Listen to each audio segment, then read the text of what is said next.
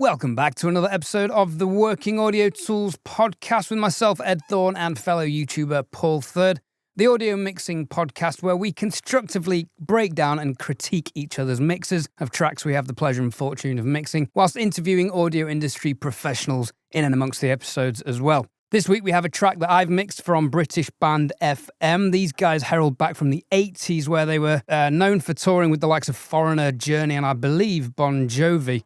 So you can imagine that kind of big stadium rock sound that they were going for, as you'll hear soon. Now, I know these guys personally. A very, very good and dear friend of mine, James Ridley. Love you, mate, if you're listening. He taught me everything I know about live sound, and he is their live sound engineer. They also, individually, when they're not on tour, they still do the odd covers gigs with different versions of bands, and I've actually done sound for some of the members as well. Lovely chaps, and I really love the band, and I love the song that I've mixed for them today. Let's have a listen to the dry/pre-mix that I bounced, Paul, and then give us some feedback on that, and then we can have a listen to my full mix, and we can talk about the digital analog hybrid approach I used on that track. I'm only fooling when I say that I don't want you. I'm only fooling all these crazy things that I do. Well, I drag you down, kick your heart around, believe what I say is true. 'Cause I'm only fooling. I'm only fooling. Only fooling. I'm only fooling.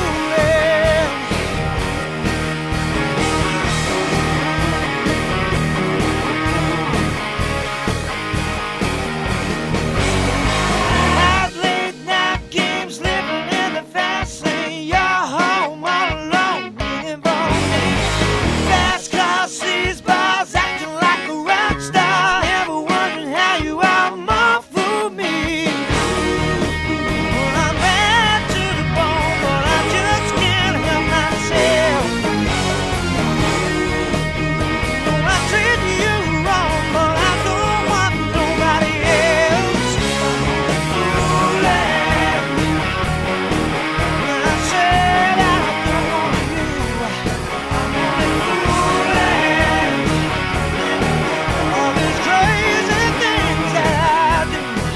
Well, I drag you down, kick your heart around, believe me when I say it's true. 'Cause I'm only fooling.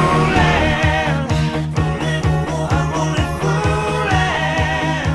Only fooling. So this song, I'm Only Foolin', is from their 2012 Only Foolin' EP, which I believe was their comeback album before they got re-signed after a short break, and then this song went on to what I believe was a double album following on from that. What did you think, Paul? Like off the bat, I would say that it's pretty well recorded. Again, really good vocalist.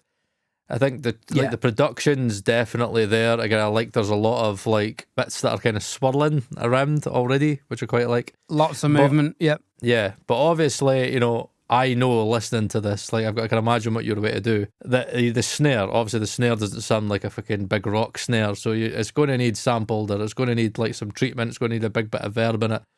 Really, the whole thing needs space, so I'll be interested to hear how you create that space, because the elements just now, everything's just kind of like kind of melting in together, and it feels like it's a little bit warm on the warm side, so it needs a lot more brightness. The drums need to sit on their own, needs a bit more space, get a bit more dimension, especially like the guitars. The guitars are really, the whole mix just seems like it's got a lot of kind of low mid-ish build up, and I think it's because all the instruments are on top of each other. So probably there's going to need to be a bit of high passing going on, and I don't know, maybe even if it's just a bit of like specific EQ moves just to kind of get things out of the way and get things sitting, or again just panning, just simple things like level and panning. But it does sound like to me that there's quite a lot of muddiness in the premix, so I can tell there's going to be quite a little bit of EQing because there is a lot of elements in the mix. So what was your kind of first thoughts when you had everything up? Pretty much everything that you said, actually. Yes, finding space for things I struggled with. That it's a dense mix. There's a lot going on all the way through it.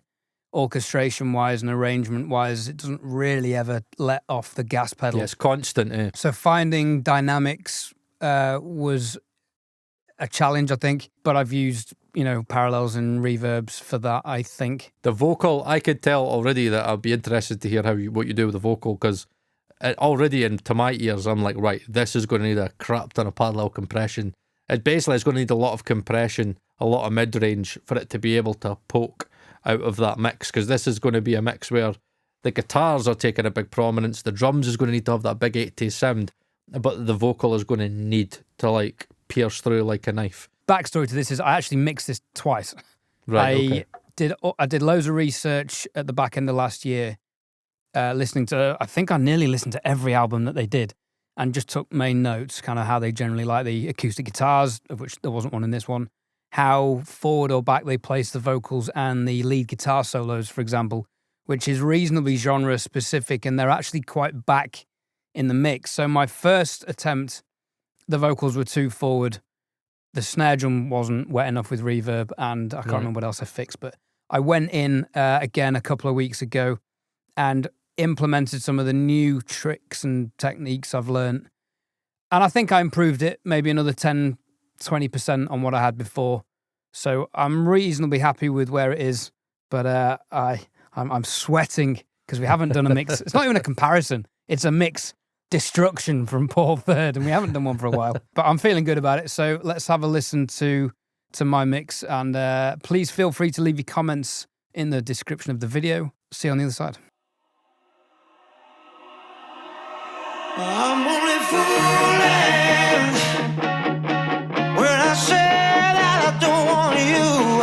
I'm only fooling all these crazy things that I do. Well, I drag you down, kick your heart around, believe what I say is true. 'Cause I'm only fooling. I'm only fooling. Only fooling.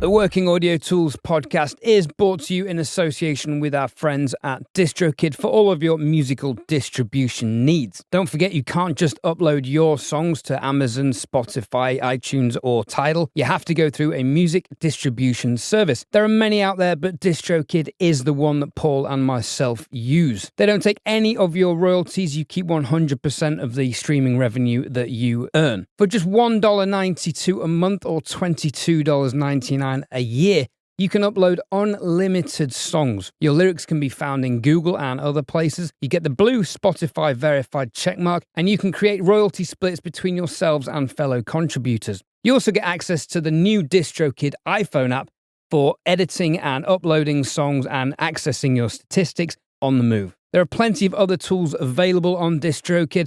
We'll go through those in another section. Ed Thorne's mix of FM.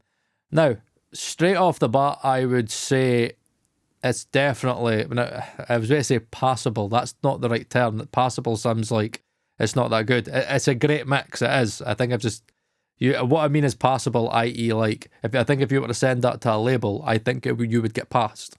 Like, I think it's a passable mix for labels. It'd get accepted. I'll take that.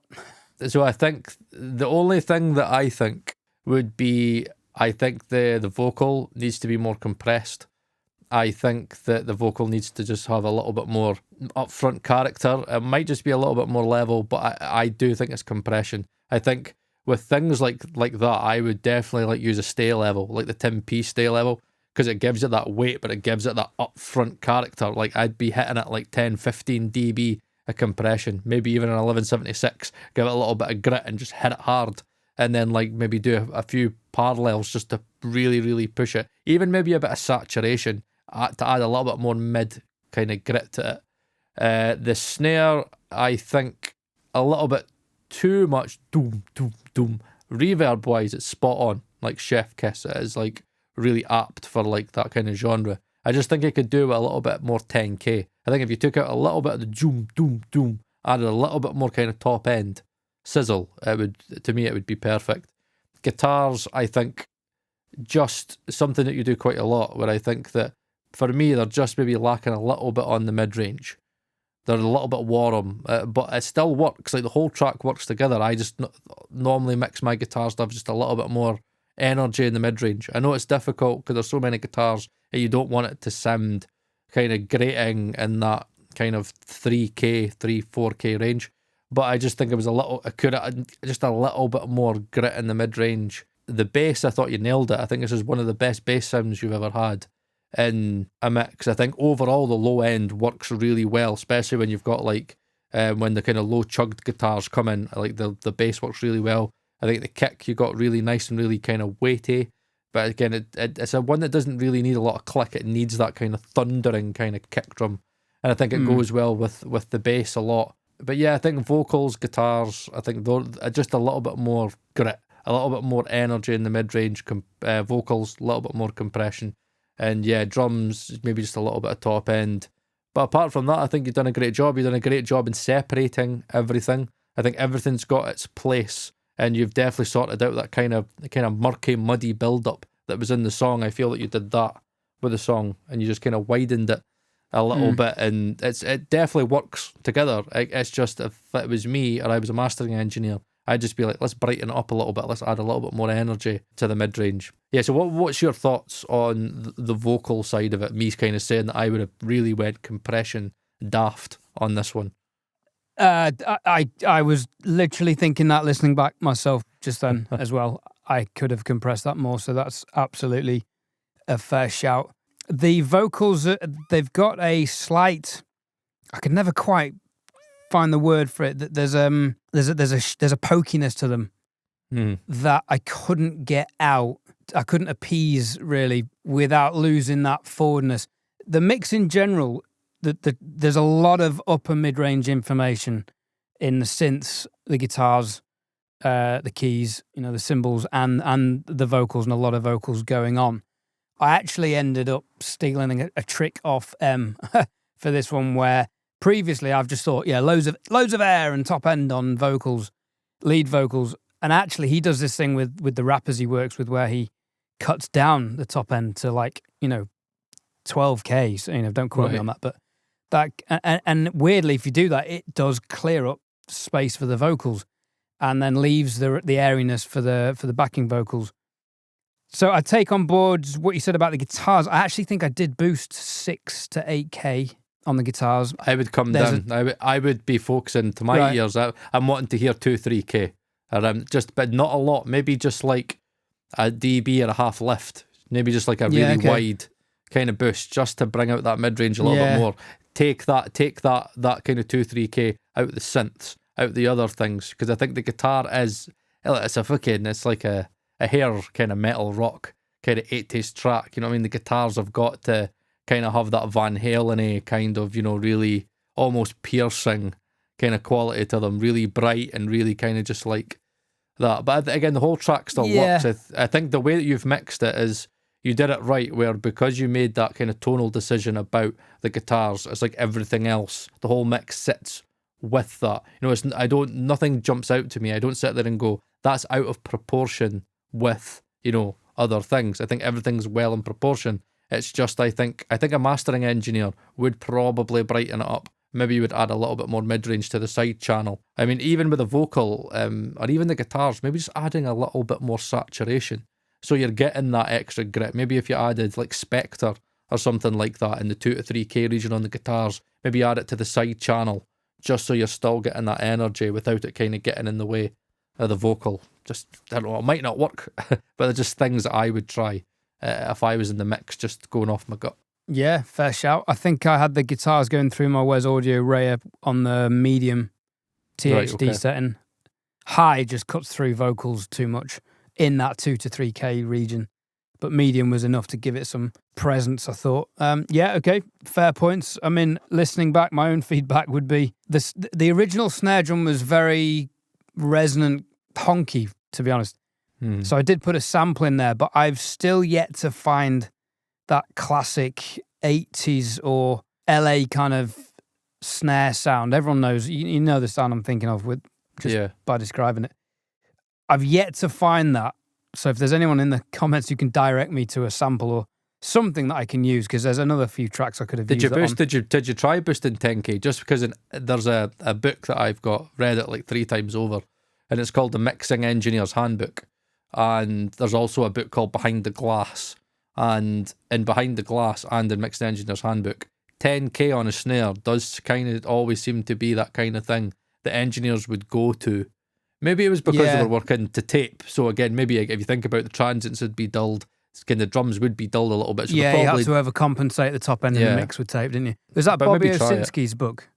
Bobby Owsinski's book, and I can't remember who done Behind the Glass. And I remember the 10K thing I first picked it up was from, I want to say Butch Vig, and then I think it was Butch Vig, and then it went to Tony Visconti. It was either one of the two, but I think both of them said they do 10K on a snare, and it's like the thing it's like this sound of a snare drum. So maybe I would have tried that, because I'm hearing I think I had 12K going, because Dave, when I saw the Dave Aringa masterclass with Control Room at Strong Room at the end of last year, he boosts 12K on my API 550Bs, for which the drum shells bus were going through. That's kick, snare, and toms.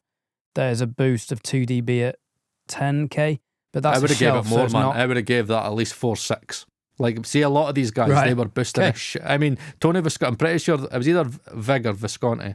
I think it was Visconti, and he was like 8 dB at 10K. He was they were just dialing it. They were just cranking it, Kind of going extreme, like CLA does 8K on guitar. Yeah.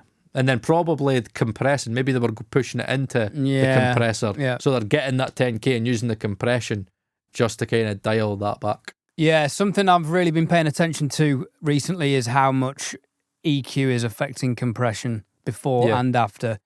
It's something I've been aware of and I've always experimented with before and after, but I'm really hearing the subtleties of just a dB or two here and there. I think I did a good job finding the space with the panning, because there's a lot going on. Yeah, I think you did a good job with that. 76 tracks, I think. Most of those, about 70 of those are instruments, and they're going pretty much all the way through. They're very nice spatial effects, man. Like, was that the way they came? Because I'm wearing the Olo S5X, so they've kind of got that kind of spatial thing built in. And some of them were like, wow, I was like, well, that's panning right around my head. I'm like, yes, quality. Really nice. I don't think I did any auto panning or anything on this one. Yeah, a lot of the beauty of these stems are, and this is why I really wanted you to mix it, is because a lot of thought's been put into the recording, that they're aware of the final result. So many tracks we've mixed on the podcast have just been, drums here and bass there and guitar there, and none of it's really been coordinated. But these guys, the tracks, I mean, they rehearse before they record all together. They've toured for decades, man. They're aware of the whole process from start to finish. It's that's why I was so keen to mix this.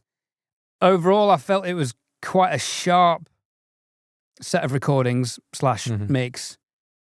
And you mentioned more top end and brightness. Are we talking like above 10K? I would say around, I would say more 8 to 10K, not air. I would say 8 to 10K, especially on the snare. And in the guitars, I would say about maybe 3, maybe 2 to 3 in the guitar, and then maybe like 8 to 10K in the snare. Really kind of get that sizzle in the snare, just to kind of, because I always hear 80s records like that, because I always find that when you have that kind of sizzle and you then put a reverb through that, you get that kind of big off the snare. You know what I mean? Yeah, it's a fair shout. I could have done with more cymbals in hindsight, but I backed them off towards the end because there is so much high-end content going on. So if you like that track, FM have a new album coming out on the 3rd of May. They are going on tour in South America at the start of March, and they'll also be touring the whole of the UK and Europe in May as well. So check them out. I'll put links in the description for you guys. Big thanks to Pete from the band for sharing those multi-tracks with me, and it's been a pleasure mixing.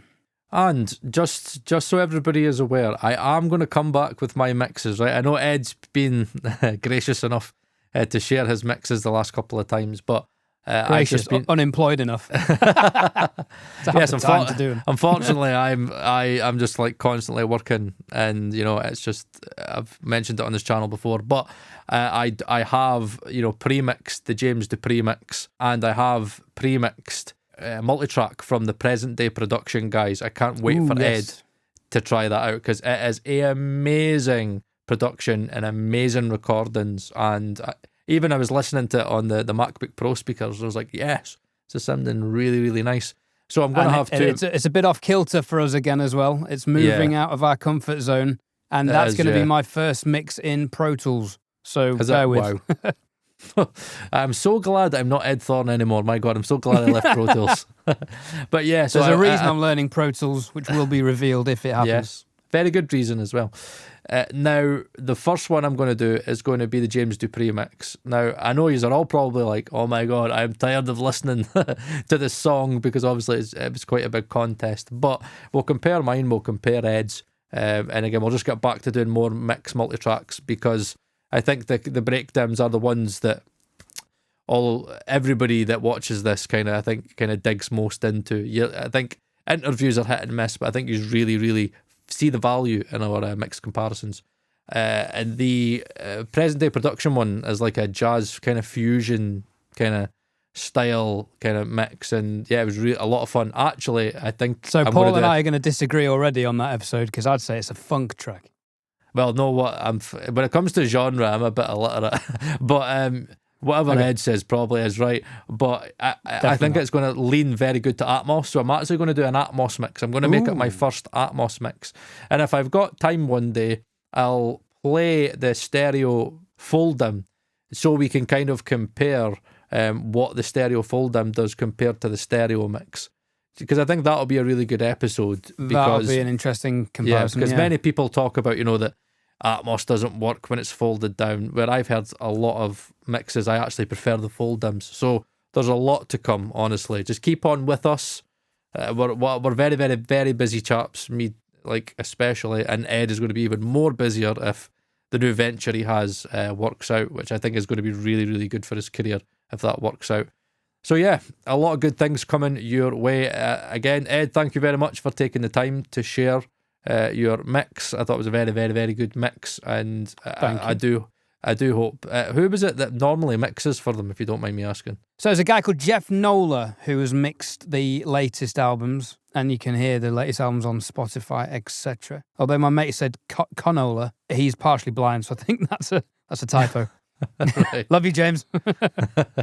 And yes, there we'll have it. It's been emotional, as always, every time we do mixed comparisons. But I think Ed will be happy with this week's feedback, and we will see you again when we see you.